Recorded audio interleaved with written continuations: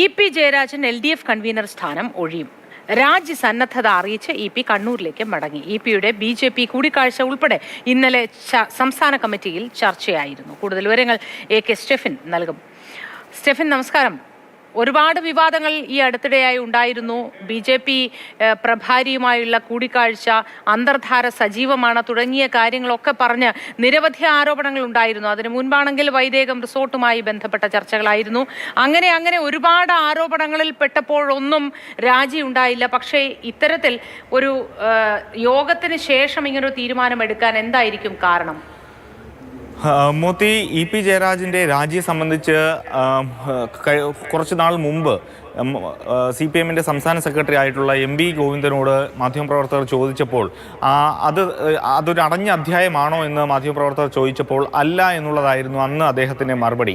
അതിന് സമാനമായ രീതിയിലേക്കാണ് പാർട്ടിയും ഇ.പി. ജയരാജനും ഒക്കെ നീങ്ങുന്നത് എന്നതാണ് നമുക്ക് ഇന്ന് ഇ.പി. ജയരാജൻ്റെ നീക്കങ്ങൾ കാണുമ്പോൾ നമുക്ക് മനസ്സിലാക്കാൻ കഴിയുന്നത്. കാരണം ഇന്ന് പ്രധാനപ്പെട്ട ഒരു CPM-ൻ്റെ സംസ്ഥാന കമ്മിറ്റി യോഗമാണ് അല്പസമയത്തിനകം തന്നെ AKG സെൻറ്ററിൽ നടക്കാൻ പോകുന്നത്.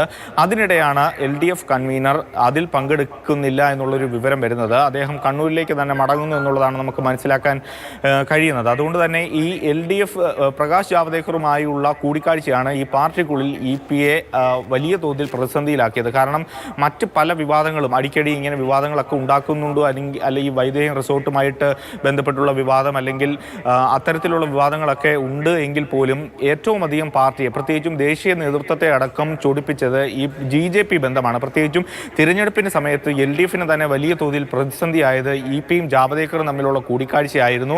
ആ തിരഞ്ഞെടുപ്പിൻ്റെ ആ ദിവസം തന്നെ ഇത്തരത്തിൽ ഈ കൂടിക്കാഴ്ചയുമായിട്ടുള്ള ബന്ധപ്പെട്ടുള്ള വിവരങ്ങൾ പുറത്തു വന്നതോടുകൂടി പാർട്ടിയും പ്രതിരോധത്തിലായി. യാതൊരു കാരണവശാലും ഇ.പി. ജയരാജനെ സംരക്ഷിച്ച് മുന്നോട്ട് പോകാൻ പാർട്ടിക്ക് കഴിയാത്തൊരു സ്ഥിതി വന്നു. പ്രധാനപ്പെട്ട നേതാക്കൾ, പ്രത്യേകിച്ച് MV ഗോവിന്ദൻ അടക്കമുള്ള ആളുകൾക്ക് ഏത് രീതിയിൽ BJP-യുമായിട്ട് അല്ലെങ്കിൽ BJP-യുടെ ഒരു ദേശീയ നേതാവുമായിട്ടുള്ള ഇ.പി. ജയരാജൻ്റെ കൂടിക്കാഴ്ചയെ പ്രതിരോധിക്കണം എന്നറിയാത്തൊരു സ്ഥിതിയായിരുന്നു ഉണ്ടായിരുന്നത്. അതുകൊണ്ടെല്ലാം തന്നെ ഈ LDF കൺവീനർ സ്ഥാനത്ത് നിന്നും ഇ.പിയെ ഒരു പക്ഷേ മാറ്റാനുള്ള സാധ്യതയും ഏതായാലും നമ്മൾ മുന്നിൽ കാണണം. കാരണം ഇന്ന് ചേരുന്ന സംസ്ഥാന കമ്മിറ്റിക്ക് ശേഷം ഒരു പക്ഷേ ആ ഒരു തീരുമാനത്തിലേക്ക് എത്തും എന്നുള്ളതാണ് നമുക്ക് പ്രതീക്ഷിക്കാൻ കഴിയുക. കാരണം സംസ്ഥാന കമ്മിറ്റിയിൽ ഈ വിഷയം ചർച്ചയാകും. അങ്ങനെയെങ്കിൽ പാർട്ടിക്കുള്ളിലും ഇ.പിക്കെതിരെ വലിയ തോതിലുള്ളൊരു പ്രതിഷേധം, അമർഷമൊക്കെ തന്നെ ഇപ്പോഴും നിലനിൽക്കുന്നുണ്ട്. അതൊക്കെ കൊണ്ട് തന്നെ ഇ.പിക്ക് കൺവീനർ സ്ഥാനത്ത് ഇനി തുടരാൻ ഒരു കാരണവശാലും കഴിയില്ല എന്നുള്ളതാണ് നമ്മൾ ഈ ഘട്ടത്തിൽ മനസ്സിലാക്കേണ്ടത്. അതോടൊപ്പം തന്നെ മുന്നണിക്കുള്ളിൽ നിന്നും വലിയ തോതിലുള്ളൊരു പ്രതിസന്ധി. കാരണം ബിനോയ് വിശ്വം നേരത്തെ ഈ വിഷയം ഉണ്ടായപ്പോൾ തന്നെ തുറന്ന് പ്രതികരിച്ചിരുന്നു. ഇ.പി. ജയരാജൻ ഇത്തരത്തിൽ LDF കൺവീനർ സ്ഥാനത്ത് തുടരുന്നതിന് അർഹനല്ല എന്ന് തുറന്ന് അടിച്ചിരുന്നു. അതോടൊപ്പം തന്നെ LDF-ൻ്റെ മറ്റ് ഘടകകക്ഷികളിൽ നിന്നും ഇ.പി. ജയരാജനെതിരെ കടുത്ത വിമർശനം ഉയർന്നിരുന്നു. ഇതിൻ്റെയൊക്കെ പശ്ചാത്തലത്തിൽ കൂടിയാണ് ഇ.പി. ജയരാജനെതിരായ നടപടി കാണേണ്ടത്. ഏതായാലും ഇന്ന് ചേരുന്ന സംസ്ഥാന കമ്മിറ്റിയിൽ ഒരു പക്ഷേ ഈ വിഷയം ചർച്ചയാകുമെന്നുള്ളത് തന്നെയാണ് നമുക്ക് പ്രതീക്ഷിക്കാൻ കഴിയുക. അങ്ങനെയെങ്കിൽ ഇ.പി. ജയരാജൻ LDF കൺവീനർ സ്ഥാനത്ത് നിന്ന് മാറി നിൽക്കും. ഏതായാലും ഘടകകക്ഷികളോടൊന്നും കൂടുതൽ ഈ ആലോചിക്കേണ്ട കാര്യം CPM-നെ സംബന്ധിച്ചിടത്തോളം ഇല്ല. പാർട്ടിയിൽ അല്ലെങ്കിൽ മുന്നണിയിലെ സ്ഥാനം വീതം വയ്ക്കുമ്പോൾ LDF കൺവീനർ സ്ഥാനം CPM-ന് അവകാശപ്പെട്ടതാണ്. അതുകൊണ്ട് തന്നെ LDF കൺവീനർ സ്ഥാനത്ത് നിന്ന് ഇ.പി. ജയരാജനെ ഒരു പക്ഷേ മാറ്റിയാലും അത്ഭുതപ്പെടേണ്ട കാര്യമില്ല. കാരണം ഇത്രയധികം പാർട്ടിയെ വലിയ തോതിൽ അടിക്കടി പ്രതിസന്ധിയിലാക്കുന്ന ഒരു രീതി ഇ.പി. ജയരാജനെ സംബന്ധിച്ചിടത്തോളം ഉണ്ട്. അതോടൊപ്പം തന്നെ CPM-ൻ്റെ ഒരു ഏറ്റവും പ്രമുഖരായ 10 നേതാക്കളെ എടുത്തു കഴിഞ്ഞാൽ, അല്ലെങ്കിൽ ഒരു 5 നേതാക്കളെ എടുത്തു കഴിഞ്ഞാൽ അതിൽ ഒരാൾ ഇ.പി. ജയരാജനായിരിക്കും എന്ന കാര്യത്തിൽ സംശയമില്ല. ആ നേതാവ് തുടക്കം മുതൽ ഇപ്പൊ MV ഗോവിന്ദൻ പാർട്ടി സെക്രട്ടറി സ്ഥാനത്തേക്ക് പരിഗണിക്കപ്പെട്ടപ്പോൾ ഉയർന്ന ഏറ്റവും വലിയ ചോദ്യം, മുതിർന്ന നേതാവായിരുന്ന ഇദ്ദേഹത്തെ ഇ.പി. ജയരാജനെ എന്തുകൊണ്ട് ആ സ്ഥാനത്തേക്ക് പരിഗണിച്ചില്ല, എന്തുകൊണ്ട് താരതമ്യേന ജൂനിയർ എന്ന് പറയാവുന്ന ഒരു സഖാവിനെ കൊണ്ടുവന്നു, MV ഗോവിന്ദനെ കൊണ്ടുവന്നു തുടങ്ങിയ കാര്യങ്ങളിൽ ചർച്ചയായിരുന്നു.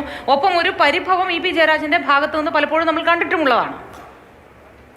അതെ, തീർച്ചയായിട്ടും ഈ MV ഗോവിന്ദനെ പാർട്ടി സെക്രട്ടറി ആയിട്ട് വരുമ്പോൾ അതിൽ ഇ.പിക്കും ഒരു കണ്ണുണ്ടായിരുന്നു. അതായത് പാർട്ടി സെക്രട്ടറി ആയിട്ട് അദ്ദേഹത്തിനും ഒരു പക്ഷേ ഒരു സാധ്യത കൽപ്പിച്ചിരുന്നു. പക്ഷേ എങ്കിലും ഇത്തരത്തിൽ അടിക്കടിയുള്ള ഉണ്ടാകുന്ന വിവാദം, അതോടൊപ്പം തന്നെ പാർട്ടിയിലെ ഒരു വിഭാഗത്തിന് വലിയ തോതിൽ ഇ.പി. ജയരാജനുമായി ബന്ധപ്പെട്ട് വലിയ എതിർപ്പുണ്ട്. അതൊക്കെയാണ് അദ്ദേഹത്തെ ആ പദവിയിൽ നിന്ന് തന്നെ മാറ്റി നിർത്തിയത്. അപ്പോൾ LDF കൺവീനർ സ്ഥാനത്ത് ഇത്തരം വിവാദങ്ങൾ ഉണ്ടായെങ്കിലും തുടരുന്ന ഒരു കാഴ്ച, അത് മുഖ്യമന്ത്രിയുടെയോ അല്ലെങ്കിൽ ഏറ്റവും പ്രധാനപ്പെട്ട പ്രധാനപ്പെട്ട നേതാക്കളുടെ എല്ലാം ഒരു പിന്തുണ ഇ പി ജയരാജനെ സംബന്ധിച്ചിടത്തോളം ഉണ്ടായിരുന്നു. പക്ഷേ ദേശീയ നേതൃത്വത്തിന് ഒരു കടുംപിടുത്തം ഇതുമായി ബന്ധപ്പെട്ട് ഉണ്ട് എന്നുള്ളതാണ് നമുക്ക് മനസ്സിലാക്കാൻ കഴിയുന്നത്.